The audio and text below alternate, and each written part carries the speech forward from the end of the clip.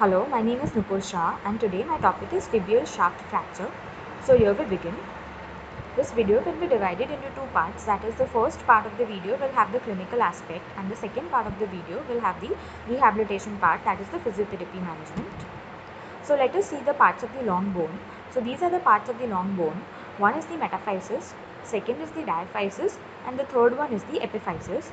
As you can see, metaphysis, diaphysis and epiphysis, the shaft of the tibia usually involves the diaphysis and metaphysis is concerned with the growth of the bone, and so the tibial shaft fracture there will be no problem in the growth of the bone.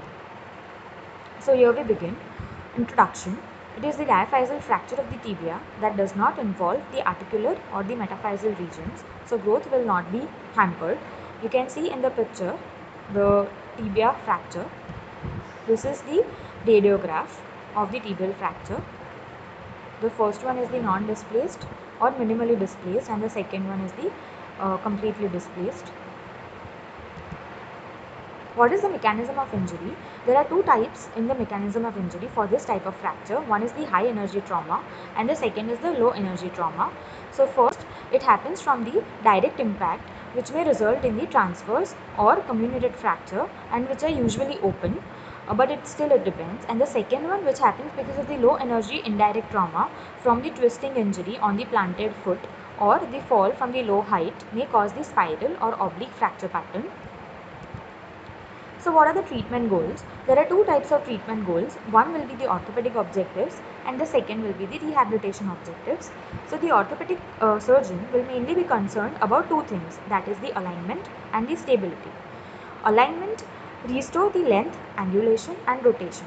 And under the heading of stability, the stability is restored by performing the reduction, that is open reduction, internal fixation or closed reduction, that depends on the type of the fracture.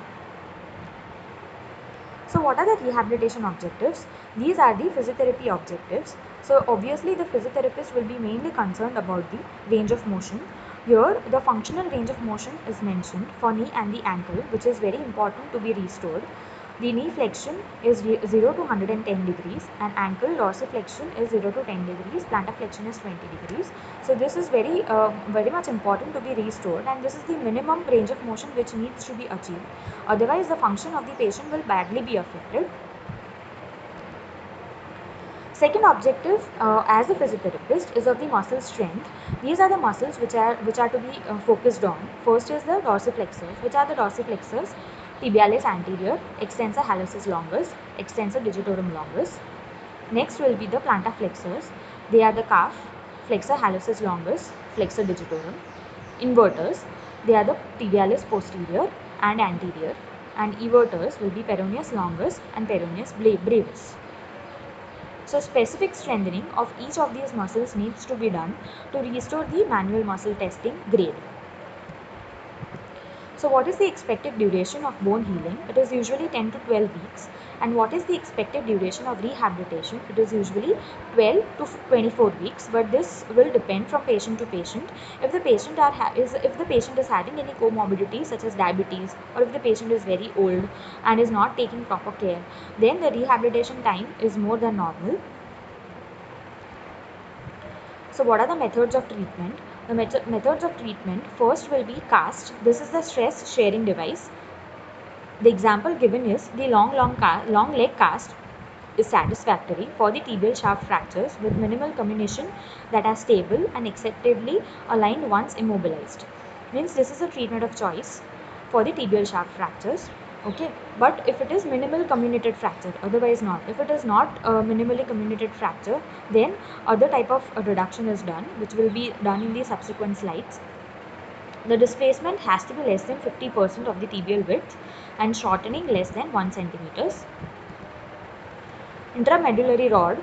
The intramedullary rod is the gold standard treatment for unstable and segmental tibial fractures, or those that cannot be adequately aligned. Means if it is badly comminuted fracture, then intramedullary rod can be the gold standard treatment of choice.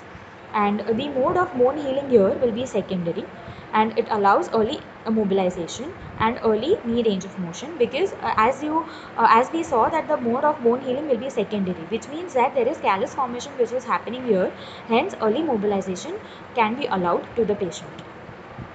The next method of treatment is the external fixator.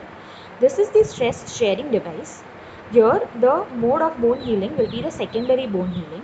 Again there will be callus formation here and early mobilization can be started on the patient, and it is used in the open fractures with the bone loss and in the comminuted fractures, as well as in some contaminated cases, supposing if the patient is suffering from any infection such as osteomyelitis, then external fixator is fixed first to reduce the fracture.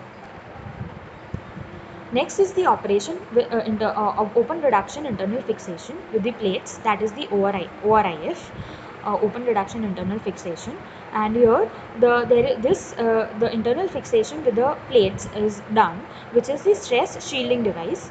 And here there is primary bone healing, so there is no callus formation, and the patient's weight bearing and the mobilization will be delayed because of this mode of healing. And the method of fixation requires a lot of violation of the soft tissues for fixation, as well as the periosteal stripping, and it is less common for tibial shaft fractures. Coming on to the associated injuries, the first associated injury is the compartment syndrome. It can result when the soft tissue swelling and bleeding into the closed compartment lead pressures that exceed the venous and the lateral arterial circulation.